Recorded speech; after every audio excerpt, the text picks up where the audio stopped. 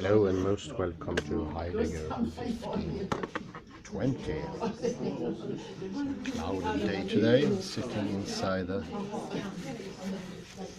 painting course smack down Gothenburg Iron Square, or Järntorget as it's called. And I will start a new article today by M Livingstone, interlocutor and interpreter of Wittgenstein. Wittgenstein, Mathematics and Temporality of Technique, to appear in Ruben Hirsch Festschrift, volume 2017.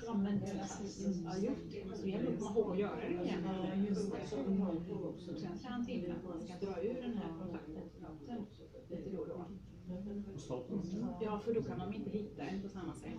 Om någon är liksom ute och söker, så bryter jag fram en ny adress där i. Men jag har en ärvd rak. Ja, nu har du målar ju. Wittgenstein, Mathematics and the Temporality of Technique.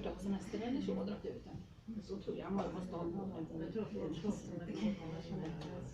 ja, det får du nog rätt. Jag tror också man kan lita på det.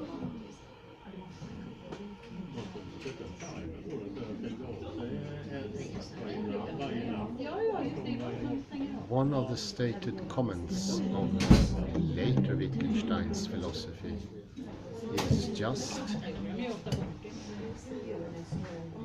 is that just as philosophy must not in any way interfere with practice of mathematicians, conversely and equally,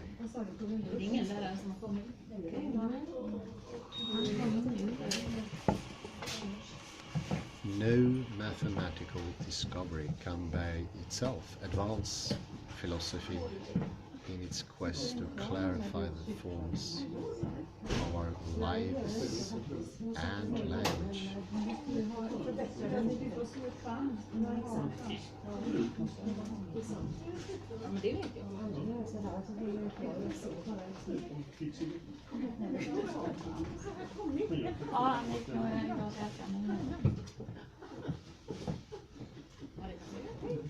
It would thus appear ab initio that for Wittgenstein, the mathematician and the philosopher of mathematics, operating with different methods and distinct regions of inquiry and insight, have very little to say to each other. Make a little pause here.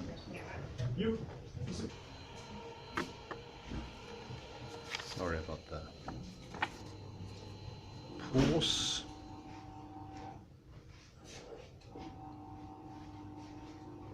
It will thus appear ab initio that for Wittgenstein, the mathematician and the philosopher of mathematics, operating with different methods and in distinct regions of inquiry and insight, have very little to say to each other.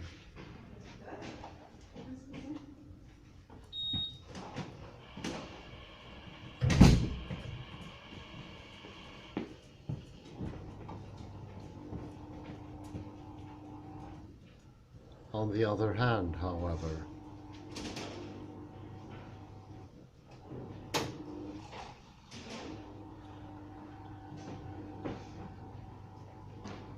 Wittgenstein is committed equally strongly to the idea that philosophy can and should take a different kind of interest in mathematics.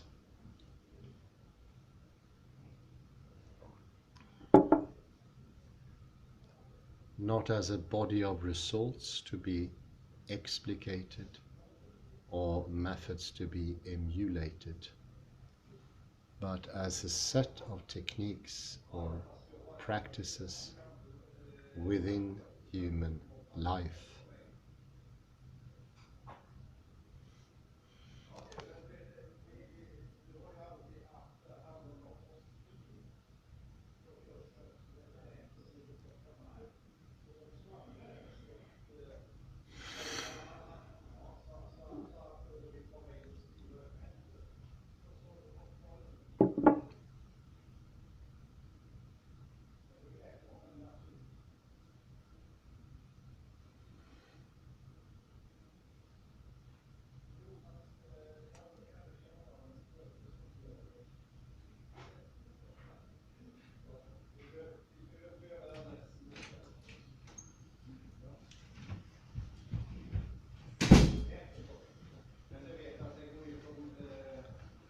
To be understood in general terms only in the context of related practices that are not simply or exclusively mathematical, and thereby as illuminating our practices and ways of life.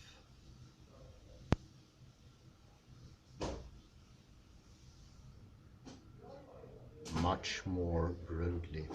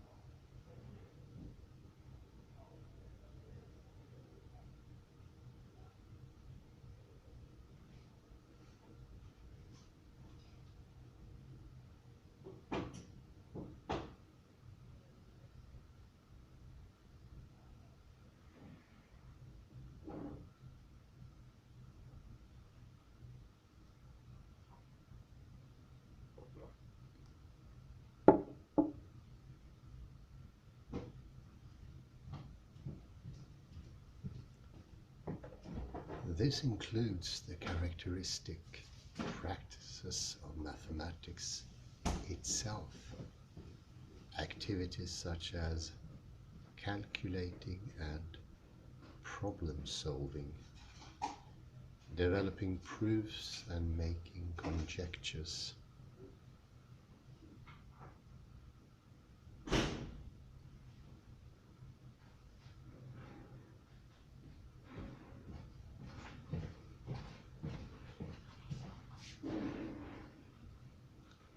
But it also crucially includes those practices that characterize our practical, lived, social, emotional, and educational experience much more generally.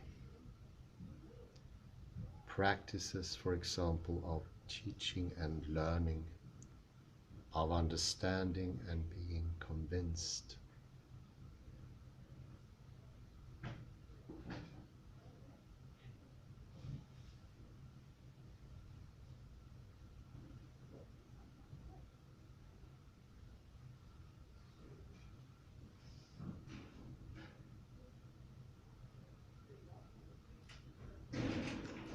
Of seeing a relationship and knowing what is the right way to proceed.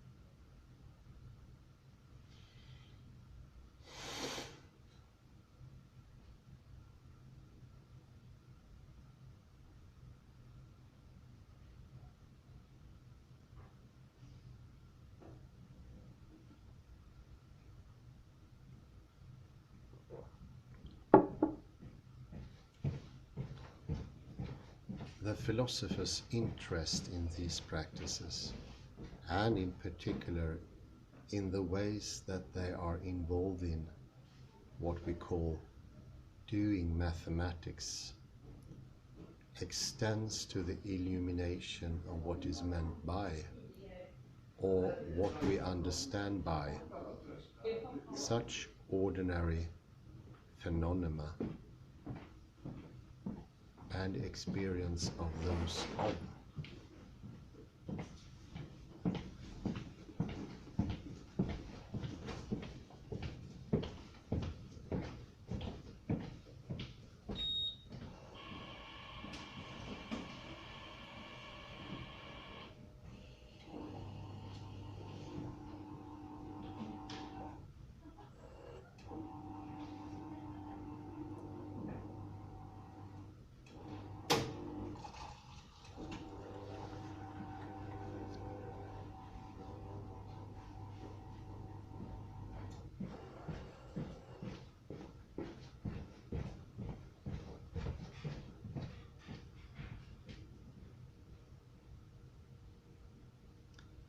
Following a rule, practicing a regular method,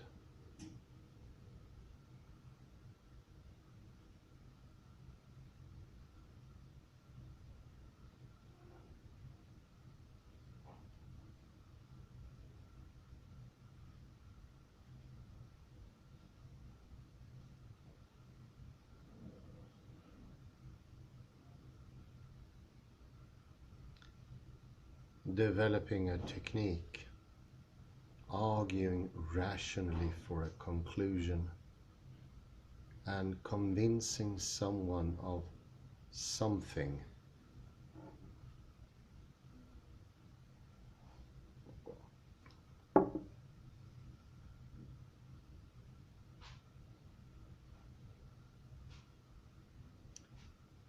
Whether by means of a formal or informal proof.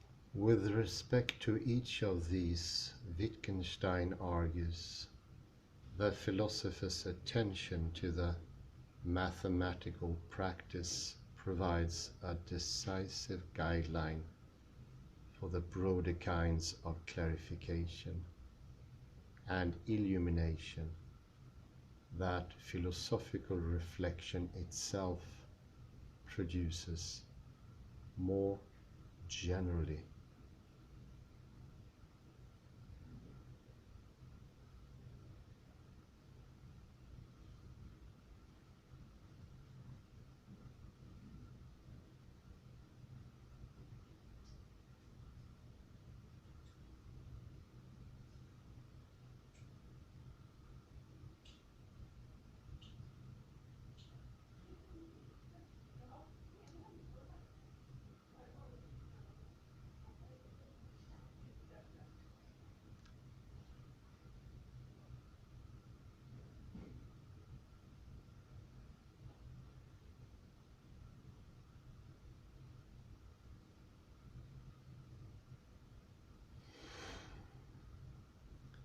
It does so in part by directing our attention to those features of, specifically,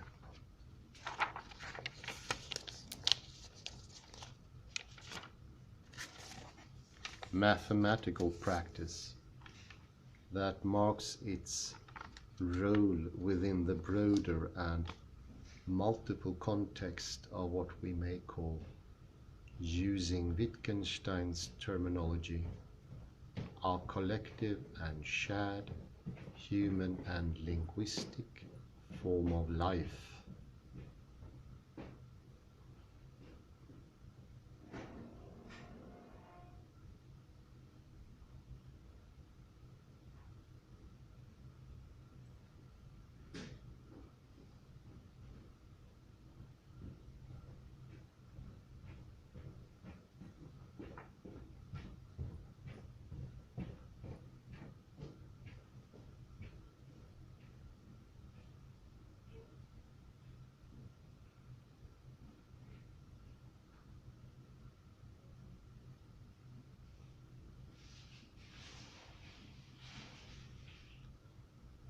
Discussion of Wittgenstein's commitment to the inseparability of mathematics from human life has often taken the form of whether and to what extent it makes Wittgenstein an anti-realist about mathematical truths.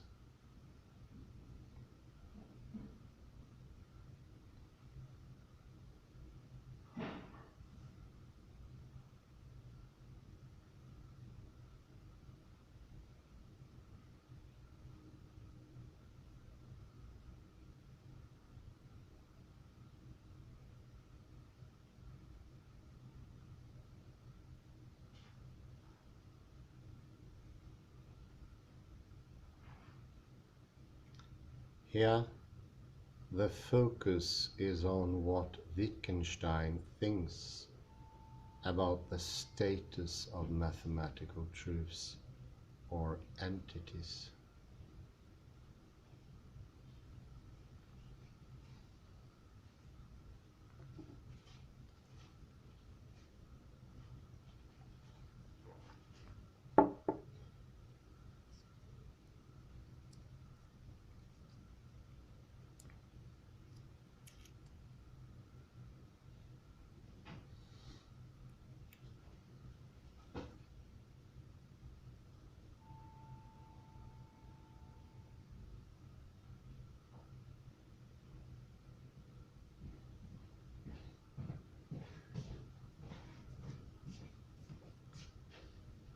Given that he thinks they do depend on our practices in some important way.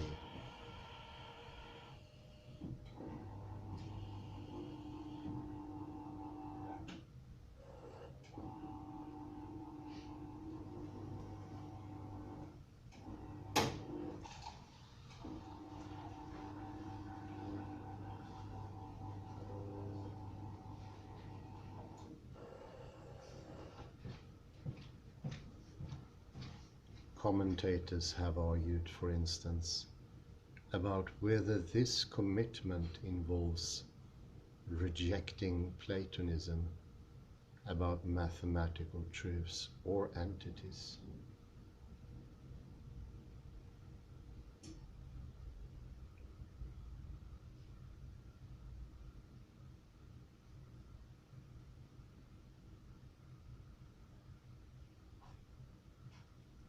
Or whether it means that he thinks that these depend on the contingencies of human societies or specific and historically variable cultures.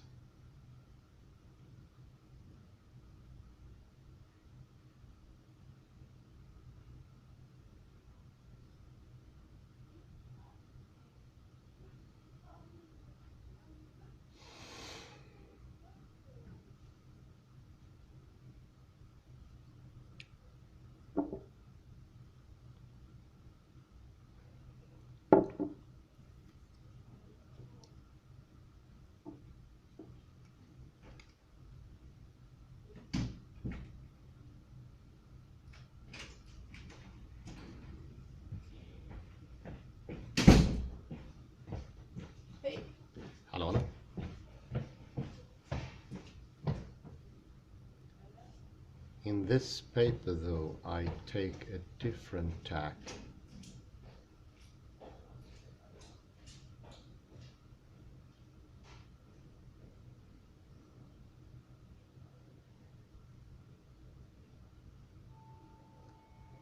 Arguing that Wittgenstein points to a concept of mathematical technique that is itself and recognizably both fully integrated into human life and also nevertheless fully and genuinely mathematical.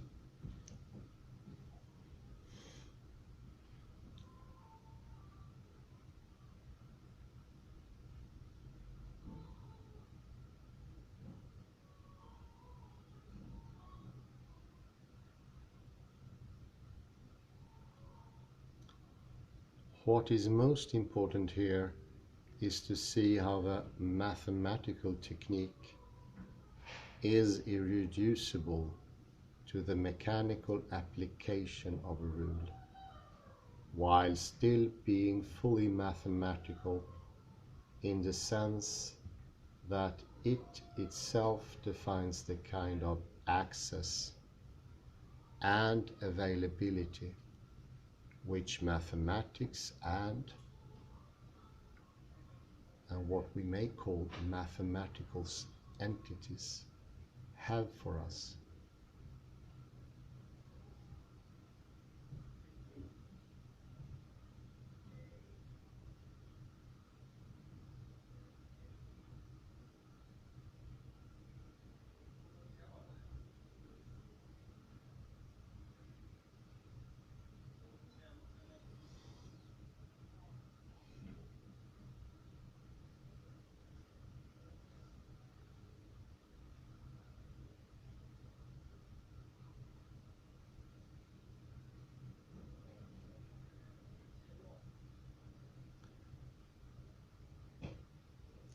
I argue that this conception of technique in the context of human life is also intimately and irreducibly linked to the experience, reality, and perhaps most importantly, the temporality of mathematical teaching, learning, insight, and discovery, and cannot be separated from these contexts, even in principle. So as you can see here, there is a broad connection between all aspects of human life and mathematics. I would say even singing, as I earlier heard, our ways of moving.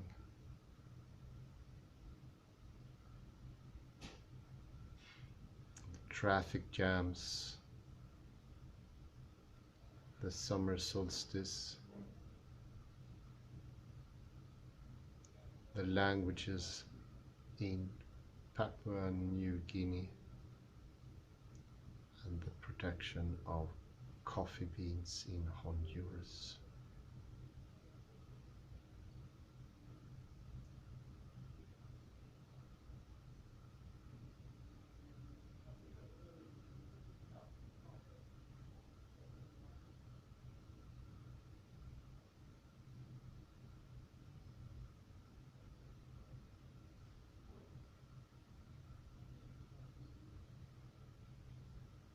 Even in principle, they cannot be separated. And I think that is a very important last sentence here.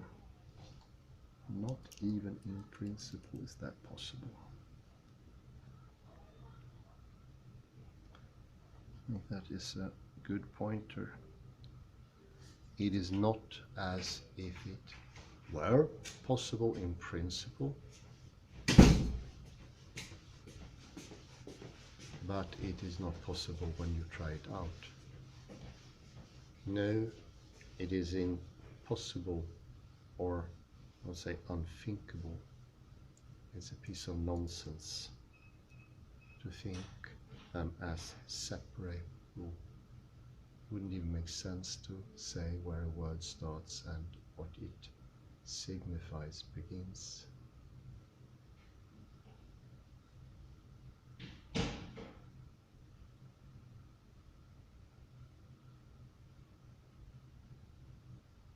If I say bus, for instance, where in the world does my pronunciation, intonation and intent, bodily intent to take the bus, stop? And all of a sudden there is a distance to the actual bus that I need to take.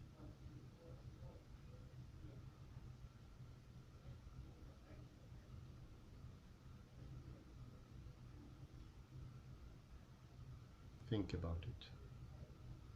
Does it make any sense at all? It's like language was given from a different planet, with no roots in this planet and our doings. I'd say it makes almost no sense at all.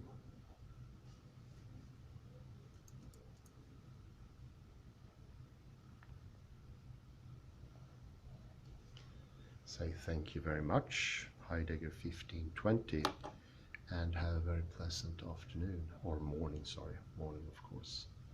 Bye bye for now. That is actually a live plant here. Plastic, but it survives somehow.